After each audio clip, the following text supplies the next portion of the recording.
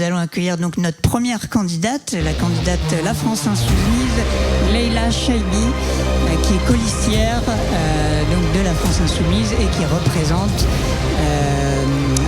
pardon, j'ai oublié son nom. LFI. LFI, exactement, je cherchais le nom. Enchanté. Bienvenue.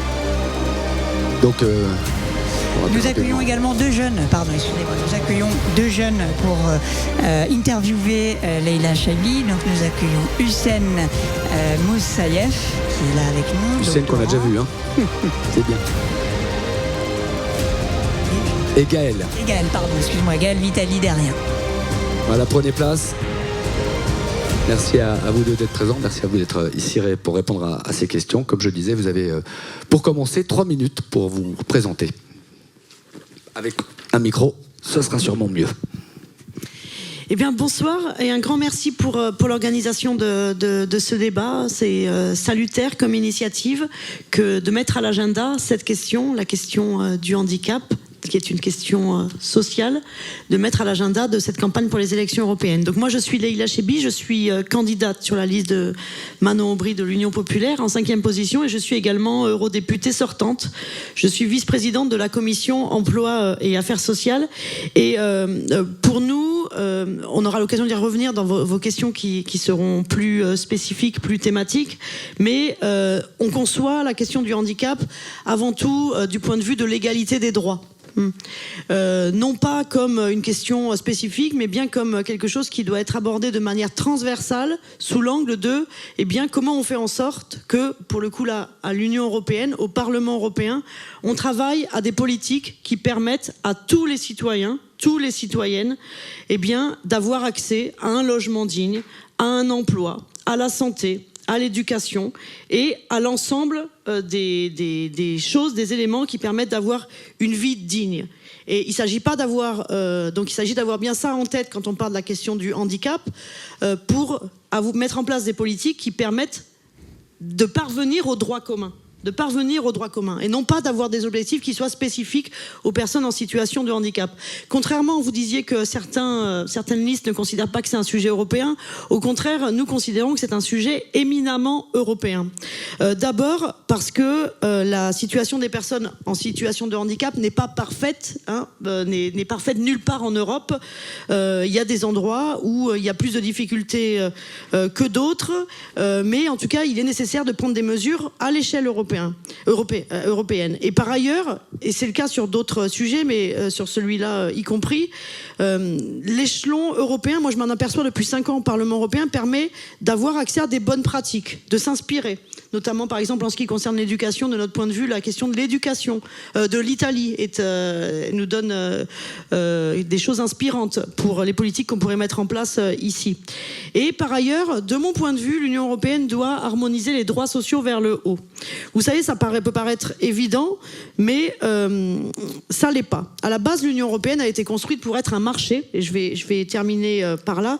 L'Union européenne a été construite pour être un marché. Les lignes ont bougé durant le dernier quinquennat avec la crise du Covid qui remet en question ces dogmes-là. Et je pense que maintenant, on a gagné des points dans la bataille culturelle quand on veut faire valoir l'égalité des droits.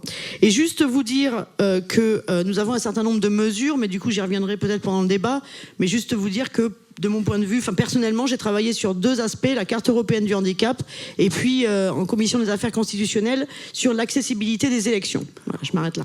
On pourra y revenir et peut-être penser à parler un tout petit peu plus lentement, mais je parle de façon générale. Je suis moi-même concerné. On va commencer avec les jeunes et c'est peut-être Gaël qui va ouvrir le bal.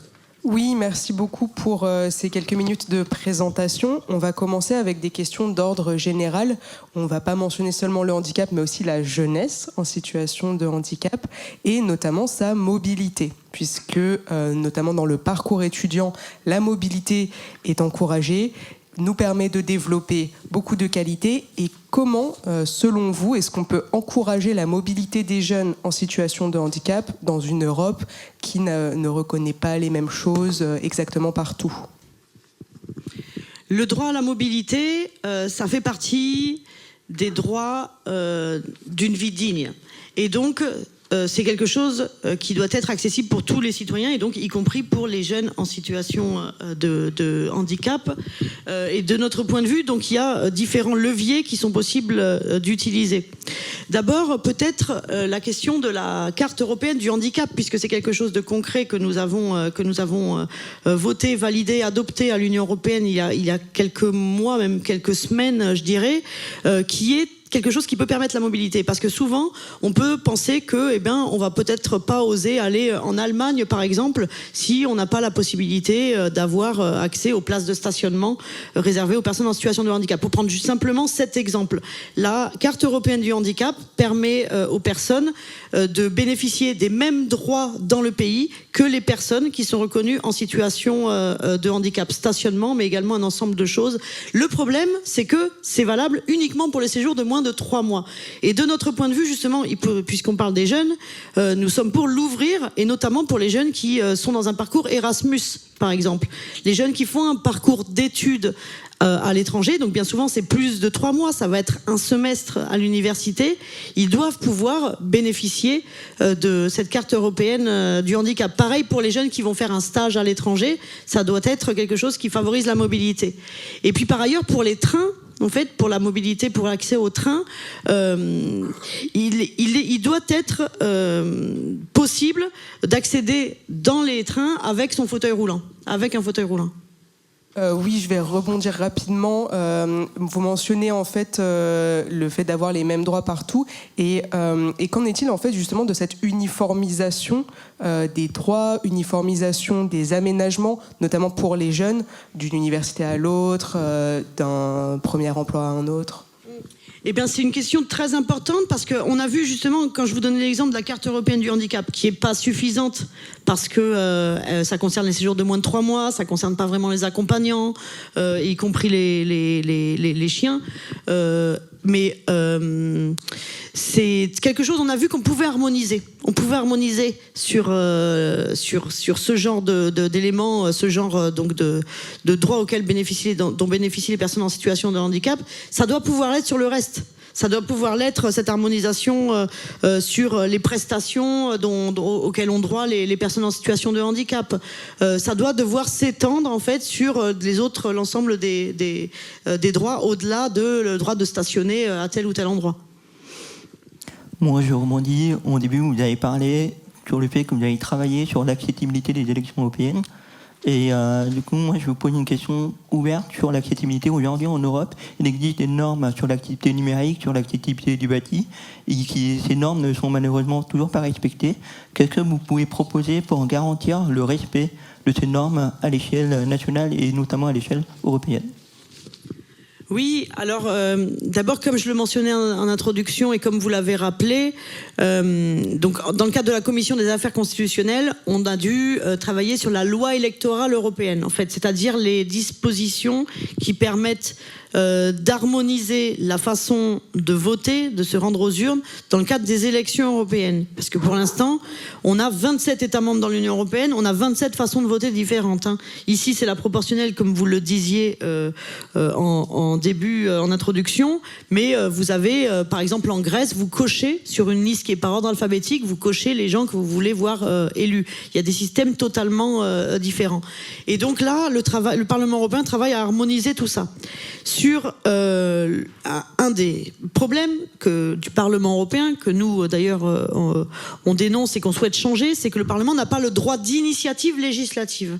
C'est-à-dire que sur la question, donc y compris les questions de santé, les questions d'accès aux droits, on doit faire pression sur la Commission européenne qui, elle, propose une directive, mais je n'ai pas le droit, moi, en tant que parlementaire européenne, d'écrire directement une directive. Par contre, on a d'autres leviers, ce sont les rapports d'initiative. Donc, on donne la position du Parlement. Donc là, ce que je vais vous dire, c'est la position du Parlement européen, mais ça n'a pas, malheureusement, de valeur contraignante. Il s'agit de permettre l'accessibilité au vote des personnes en situation de handicap. Parce que pour l'instant, c'est très compliqué d'aller voter, parfois quand on a des difficultés pour se déplacer, quand on ne peut pas physiquement se rendre aux urnes, quand vous avez les professions de foi qui sont envoyées, qui ne sont pas écrites dans un langage clair et accessible, eh bien c'est compliqué. Donc c'est tout ça en fait qu'il faut changer pour faire en sorte que tout le monde puisse avoir accès à l'information, c'est essentiel pour éclairer le citoyen qui ensuite puisse faire son choix en électeur éclairé, responsable, et ensuite choisir d'aller voter. Et puis aussi, il y a le fait physiquement de pouvoir mettre le bulletin dans l'urne, en fait. Et il est impératif, et moi j'ai déposé un amendement d'ailleurs dans ce sens-là que je tiens à votre disposition, qui a été voté. Malheureusement, c'est pas contraignant, mais c'est la position du Parlement européen où nous invitons les États membres à prendre des mesures qui visent à accroître au maximum l'accessibilité des élections pour les citoyens en situation de handicap, et donc le cas échéant qui concerne les informations électorales, l'inscription sur les listes, les bureaux de vote, les isoloirs, les dispositifs de vote. Voilà. Et sur la question de l'accessibilité, pour poursuivre, la question de l'accessibilité et les normes dont vous parliez, aussi bien au niveau numérique qu'au niveau du bâti. Au niveau du bâti, pour commencer par ça, nous sommes pour accroître les sanctions quand les normes ne sont pas respectées. Quand les normes d'accessibilité ne sont pas respectées, il est normal d'accroître les sanctions pour l'accès aux services publics, notamment. C'est pas normal d'empêcher des citoyens d'accéder aux services publics tout simplement parce que les aménagements, les infrastructures n'ont pas été réalisés. Ensuite, pour ce qui concerne le numérique, nous proposons l'accès à des postes informatiques adaptés, des postes informatiques ergonomiques pour les personnes en situation de handicap, et notamment sur le lieu de travail. Et puis juste une dernière chose, on sait qu'aujourd'hui beaucoup de choses passent par le numérique, et donc il faut s'assurer que les personnes en situation de handicap puissent avoir accès, alors notamment des sous-titrages, des écritures contrastées et une écriture facile à lire et à comprendre, et mea culpa d'ailleurs, parce que la préparation de ce débat m'a permis de me plonger aussi dans des questions sur lesquelles vous êtes expert, mais moi je ne le suis pas, et je vous remercie d'ailleurs, parce que j'ai publié un tweet aujourd'hui en disant que je participais à ce débat ce soir, et on m'a fait remarquer en fait que j'avais pas fait la description des images par exemple. Donc je pense que c'est des choses aussi où maintenant moi j'avais pas forcément d'ailleurs conscience et ce réflexe-là, mais que désormais je vais avoir, et c'est aussi grâce à vous et à l'organisation de ce débat. On a eu une réponse très longue, essayez d'être un peu plus concise. Je rappelle, c'est 30 secondes la question, 2 minutes, la réponse. Et essayez aussi de continuer à parler dans votre micro. Oui, je me permets juste de rebondir très rapidement. Vous avez parlé du droit de sanction dans le cas du non-respect de la norme. Je vais prendre un exemple en faisant une comparaison avec l'accessibilité numérique. Alors l'accessibilité numérique, ça passe aussi l'accessibilité des sites internet, et vous avez parlé du droit de sanction. Aujourd'hui, par exemple, c'est que récemment, Google a été condamné par l'Europe parce qu'elle ne respectait pas certaines normes.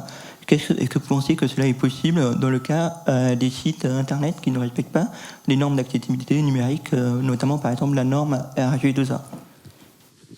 Eh bien, c'est une piste intéressante, moi que je retiens, mais en tout cas, c'est sûr que si on met pas de sanctions, les règles seront pas respectées. Et puis on va continuer. Les acteurs économiques ne réagissent que s'ils sont touchés au portefeuille, malheureusement. Et donc moi, je suis pour ne pas hésiter à avoir des sanctions, des contraintes fortes, y compris des amendes, par exemple.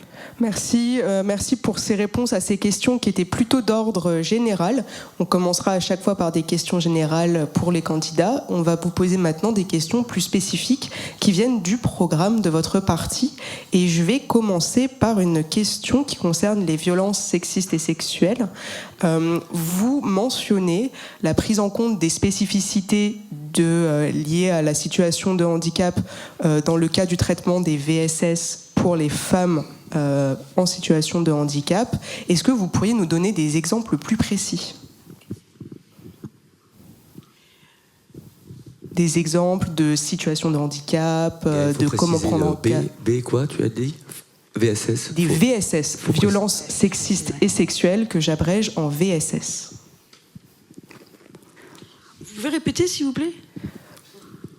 Votre parti mentionne que dans le cas de la prise en charge des VSS, la situation de handicap sera considérée. Est-ce que vous pouvez préciser, ou si vous préférez élargir la question, comment prendre en compte l'intersectionnalité des femmes en situation de handicap qui peut causer des discriminations un peu uniques ?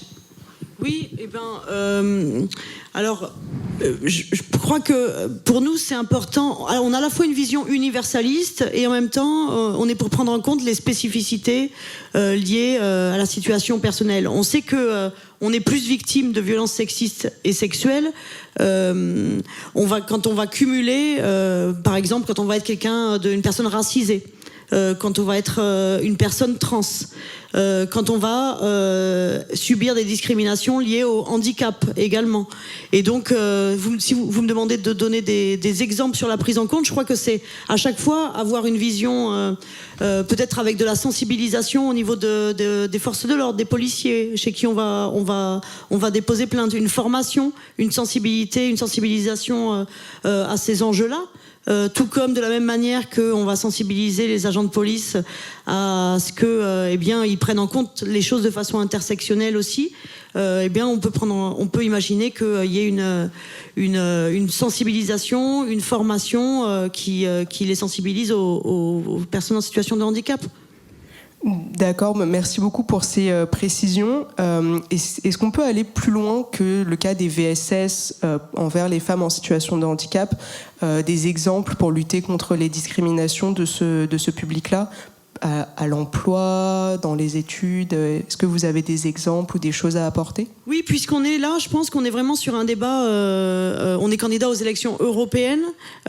Pour le coup, je vous parlais des outils à disposition du Parlement européen. Je vous disais qu'il y avait sur un certain nombre de sujets, le Parlement européen n'a pas la compétence propre, mais on peut faire des recommandations aux États membres.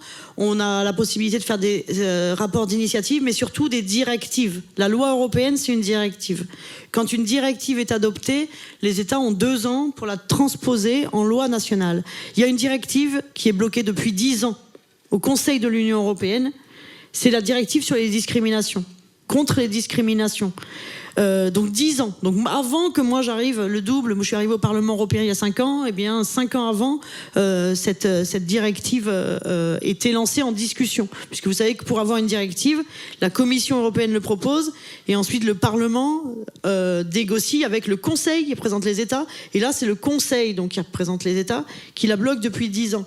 Et de mon point de vue, on a là un levier, et je pense pour la prochaine législature, qu'il va falloir fortement réactiver, parce que c'est par ce biais-là, en fait, qu'on peut mettre en place des outils à la fois pour déjà avoir l'obligation de rendre des comptes, et puis ensuite un cadre réglementaire qui pousse les États membres autant que faire se peut à mettre en place des mesures de contrôle sur les discriminations à l'emploi liées au handicap, et puis des sanctions également. Ça c'est souvent le débat quand on discute d'une directive au Parlement européen. Moi, pour l'avoir fait sur d'autres sujets, c'est à chaque fois est-ce qu'on met des sanctions ou pas? Est-ce qu'on met des sanctions? Les sanctions, c'est symbolique ou ce sont des sanctions financières, mais en tout cas à mon avis là c'est un bon angle. Et puis il y a la question de l'accès à la formation. Si on parle de l'accès à l'emploi, je crois que c'est important que les personnes en situation de handicap aient accès aux formations, aient accès à l'université, aient accès au stage également. C'est le moyen aussi pour qu'il y ait une égalité dans le cadre de l'emploi. Autre question, il vous reste à peu près 3 minutes sur votre temps de questions-réponses. Je vais faire une question justement par rapport à ce que vous avez dit. Donc vous avez dit qu'il faut avoir toute une accessibilité avant d'entrer dans l'emploi, dans l'accessibilité des études, d'entrer dans les études. Et du coup, après avoir passé toutes les étapes, quels sont les leviers que vous pouvez identifier pour favoriser l'insertion professionnelle des jeunes en situation de handicap lorsqu'ils veulent rentrer sur le marché de l'emploi, et même en allant plus loin, une fois qu'ils sont insérés, quels sont les leviers que les employeurs peuvent avoir pour faciliter l'évolution des carrières de ces jeunes en situation de handicap, à l'échelle européenne bien évidemment.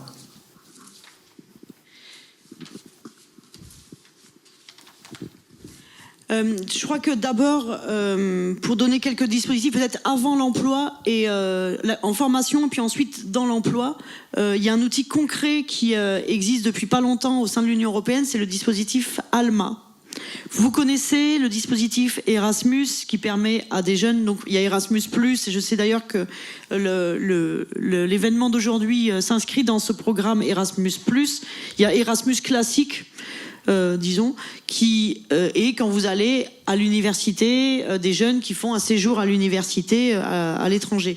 Il y a un nouveau dispositif qui est similaire, mais dans l'emploi, qui concerne le fait de faire des stages à l'étranger, qui s'appelle le dispositif ALMA, qui a été créé pendant cette législature.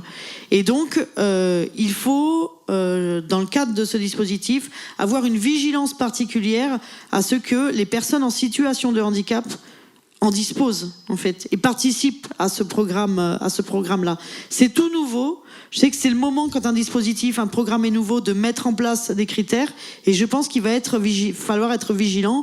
Moi, je serai a priori membre, en fonction des résultats des élections du 9 juin, bien sûr, mais a priori membre de la commission toujours emploi affaires sociales. On sera appelé à se prononcer là-dessus, et c'est quelque chose d'important. Autre aspect, juste parce que je vois qu'on... Vous avez 45 secondes. L'accessibilité physique, c'est-à-dire aménager, que les postes de travail soient aménagés sur les lieux d'emploi. C'est l'accessibilité physique, et je vais m'arrêter là, mais toujours je pense avoir l'idée de donner accès aux mêmes droits, permettre de faire en sorte de donner accès à l'emploi, de donner accès à la formation. Comment avec ce fil rouge là, eh bien on met en place un ensemble d'actions matérielles, physiques, de formation, d'accompagnement. Encore deux questions. Encore deux questions. Merci beaucoup pour ces réponses jusqu'ici. Il y a un terme qui est aussi mentionné par votre parti pour la prise en compte du handicap de manière générale, c'est la démédicalisation. Est-ce que vous pouvez nous expliquer dans quelle mesure vous allez mettre en place justement cette démédicalisation du handicap ? Oui, alors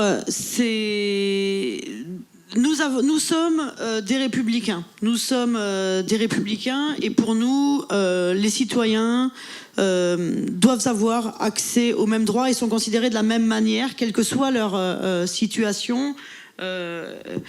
Et démédicalisation, c'est-à-dire que nous sommes fortement critiques des institutions, de l'institutionnalisation, on va dire, Dans ce cas-là, on peut aller jusqu'à la désinstitutionnalisation, finalement.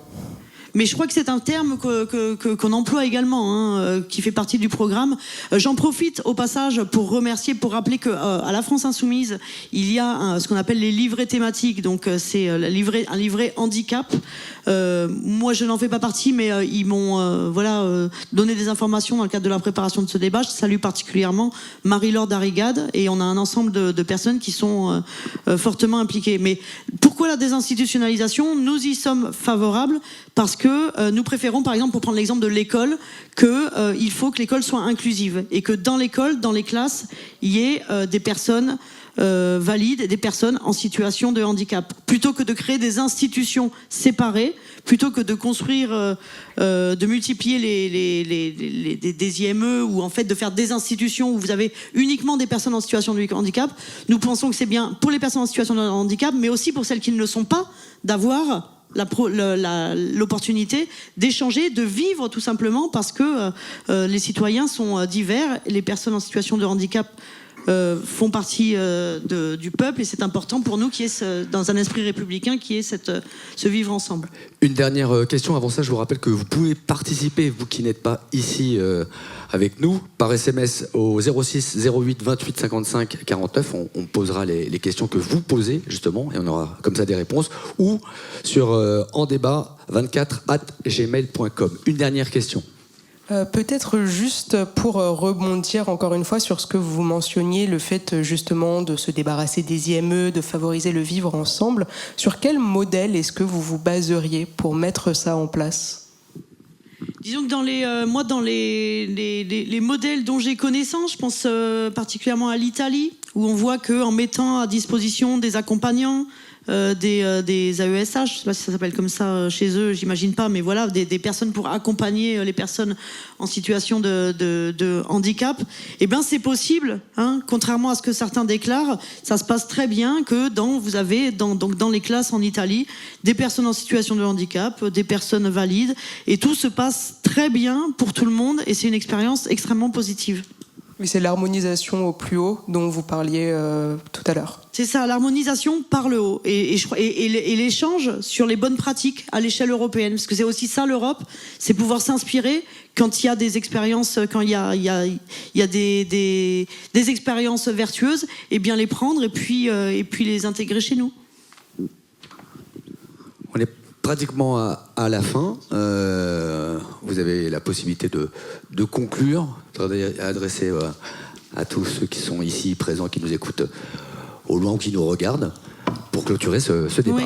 Et bien pour clôturer ce débat, je voulais encore vous remercier pour l'organisation de cet événement et vous dire que c'est utile quand les experts, vous êtes les experts, vous les organisateurs de ces événements, les experts de ces questions de handicap, et vous dire que les politiques européennes, moi je m'en suis aperçue pendant mon mandat, elles ont du sens et elles sont bien construites et elles sont pertinentes, et on a de la force quand on les porte au sein de l'hémicycle, dans les commissions, quand on est poussé par les acteurs, les principaux concernés. Et donc vous dire que ma porte, si je suis réélue au Parlement européen, elle sera grande ouverte, et qu'il ne faut pas hésiter à nous... Voilà, là vous nous interpellez, vous avez raison, vous nous posez des questions sur les points du programme qui vous interpellent. Il ne faut pas hésiter à le faire dans la législature qui s'ouvre. Pour l'avoir fait sur d'autres sujets, c'est comme ça aussi qu'on a plus de force en tant que parlementaire. Quand on a derrière nous un réseau d'acteurs, les principaux concernés, et c'est comme ça qu'on arrive à obtenir des législations, à obtenir des avancées qui vont dans le sens des principaux concernés. Donc ma porte est grande ouverte, et n'hésitez pas à venir nous titiller, me titiller, moi et mes collègues au Parlement européen, dès le 9 juin, dès le 10 juin en fait. Merci beaucoup Leïla Chaibi, merci donc de la France Insoumise, colistière de Manon Aubry, merci également aux jeunes Hussein et Gaël qui vous ont posé des petites questions, merci beaucoup.